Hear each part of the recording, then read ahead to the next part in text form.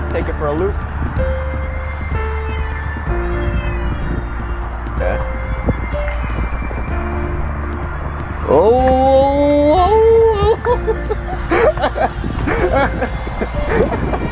Okay, I stalled it out. Hey guys, John here, and welcome back to John's RC. And today we are here with this awesome motion RC Freewing F9F Panther. Now this is the F9F in their 64mm line. I know they have a larger 70mm F9F. This is the tiny one, and this is so appealing to me because one, the F9F in real life is a personal favorite of mine, but also this plane has a very low price tag for what it is. So this is a 64mm EDF jet. It comes in a plug-and-play configuration. So that means I have to supply myself with my own transmitter, battery, and receiver. For my transmitter, I'm running my Radiomaster TX16S. And in here, I have a Radiomaster ER6 receiver seated in the bottom, and I am using a Spektrum 4-cell 2200 mAh battery pack. Now, I will go over all the specifications and the assembly process after the flight, but all you need to know for this plane really is it's a V2 version of the airplane. So the original F9F, which I've flown, it was a 3S, and it used to run on a 3S 1600. Now we have a more powerful 12-blade fan compared to a 5-blade fan, and it runs on a 4-cell. So this thing, I'm expecting to be a powerhouse. And all of this in total runs for $140 US on Motion RC's website. So it's a really nice price tag for what you're getting here. Hopefully it flies good. But you can buy optional landing gear for this thing. I'm going to be hand launching it. Now my only main concern is they don't really give you a place to launch it. So what I've seen people do online is they just throw it like this, which of course is kind of awkward because you're supposed to launch it where the CG is. So launching it by the exhaust is strange, but we're gonna see how it goes. Just make sure everything is going. One last time. Left, right, up, down, throttle. The fan sounds awesome. So I'm just gonna full throttle launch straight up, I guess.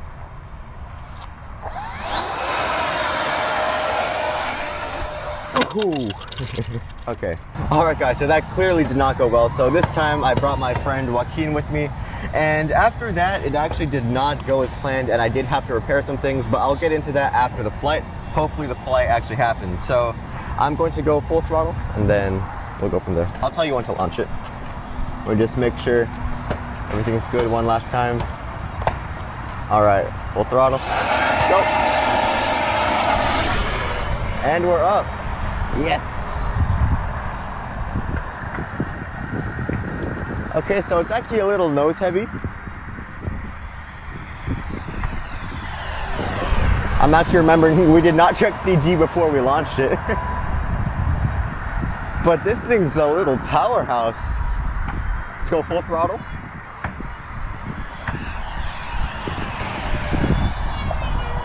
That looks very nice actually. My rates right now are set at like 70% or 60, around there, and it still feels a little touchy. Let's take a look at the roll rate.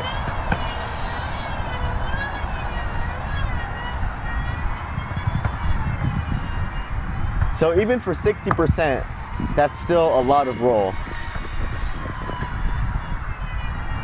I think this is an absolute beautiful plane though.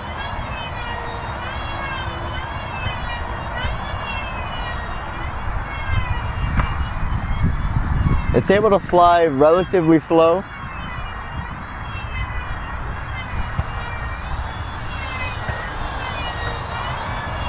And you can see my plane is wagging around, and I think that's from the breeze that's kind of non-existent right now, but when it does pick up, you can see that it'll start to wag like that. And you know, this is only like, I would say this is under a 5 mph wind. Let's take it for a loop. Okay.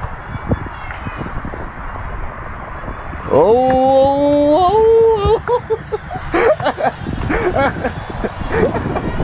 Okay, I stalled it out. But we are still airborne. Craziest day.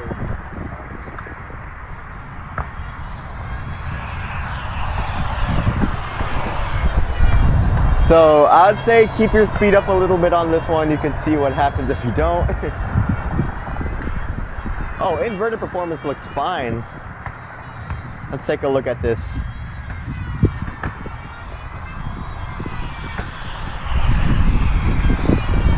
Yeah, it's awesome.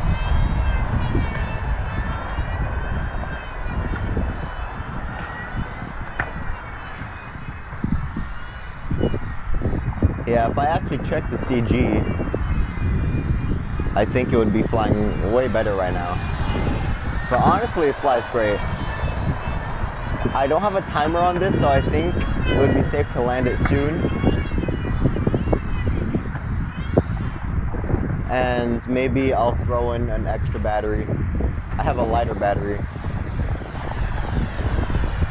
But this thing sounds great. The fly is absolutely amazing. I'm very happy with it. All right, let me take it in for a landing. Just gonna swing it around here. There's no one behind me.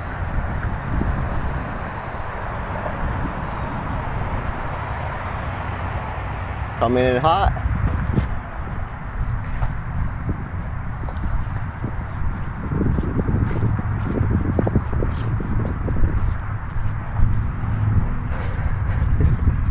Dude, how is this plane alive?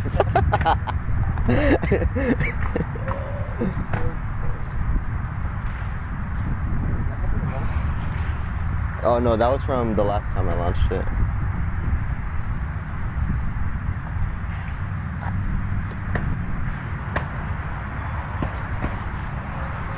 Alright, so that was my flight on the Freewing F9F Panther 64mm Edf jet, and I think honestly this is such a beautiful jet, and it flies great once you can get it in the air.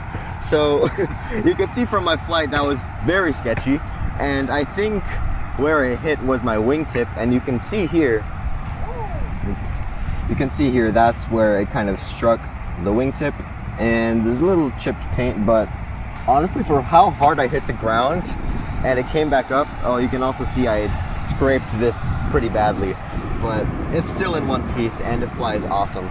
So for $139 you get a 4-cell airplane that runs on 64mm fan stock. I think it's just absolutely amazing.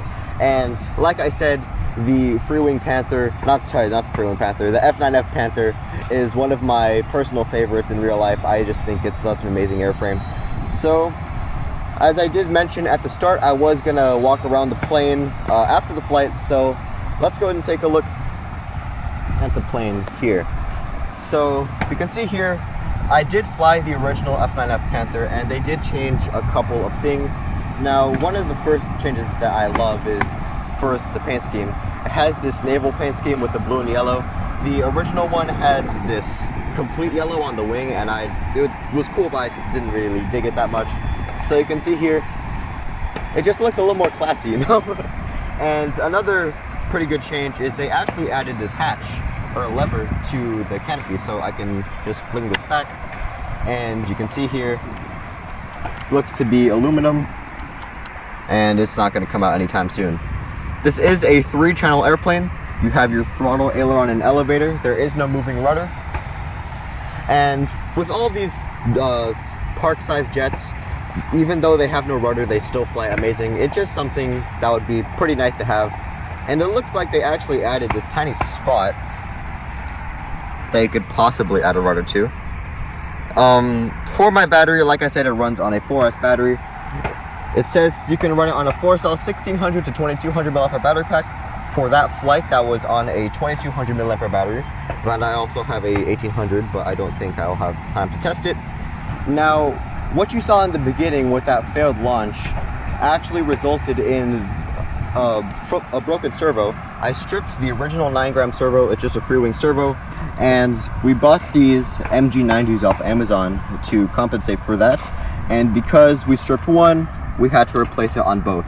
So you can see here, the original servo arms did not fit on this one, unfortunately, and I did have to drill out a little bit of the servo arm. But now you can see here, there is a little bit of play on the arm that wasn't there originally. But when it's in the air, it doesn't really wag around that much. I couldn't feel it wiggling around. That was just to the wind. So the way Freewing wants you to launch this thing is to launch it by the end of the exhaust. And I think it just feels really wonky launching it from here because you're not close to the CG at all. So you can feel the entire weight of the airplane going down on you. So you're gonna have to launch it like straight up like this. And I think that's just a little awkward. And they do have a landing gear set that you can put on. However, I do not believe you can take it off. You can see here, this is where the landing gear is supposed to go. And right here, I think you have to cut this part off. However, once you put it on, you can't really take it off. And the nose gear actually has a steerable servo that comes with the set. So I think once it's on, it's gonna stay on. And I really much prefer my airplane to have no landing gear because it just flies much better in the air, and I think it just looks a lot cooler. So the rest of the assembly was pretty easy. I think the only thing to watch out for, and the most difficult part, was the horizontal stabilizers. They just glue in, there's no spar whatsoever. However, you can see here on the side of the vertical stabilizer, there's a little gap. So when you stick it onto when you stick the elevators onto the vertical stabilizer, you can move them around. And you have to be very careful to get them to line up. I tried my best, but you can see here I had to rip it off because I tried putting in, and I realized after the glue set, I actually had a V-tail now because I aligned them both upwards because you could move them around. So just be wary of that. Make sure, bring like a triangle or something so you can have it just completely straight. And the rest of the assembly is just putting on your control horns and your rods. But that's pretty much it. So like I said, this airplane retails for $139 US on Motion RC. And for the value, I think this is an excellent plane. I wouldn't say it's really a beginner plane because you could see the rates were crazy. I followed the manual and then some. The manual actually recommended some pretty high rates, and I watched videos to say lower down, so I toned it down, and that was 60% rates, I believe, on the aileron, and that was still pretty high. So I would say even 50 and some expo would do good. But of course, it's your own personal preference, but definitely don't run it on 100%. That would be insanity. So that's pretty much it. I really love this airplane, even after I've used it, like I've used it in the flight and even before my flight. So that's pretty much it. So thanks for tuning to John's RC. If you're new to this channel, feel free to like, comment, and subscribe. Bye guys, I'll see you in the next one.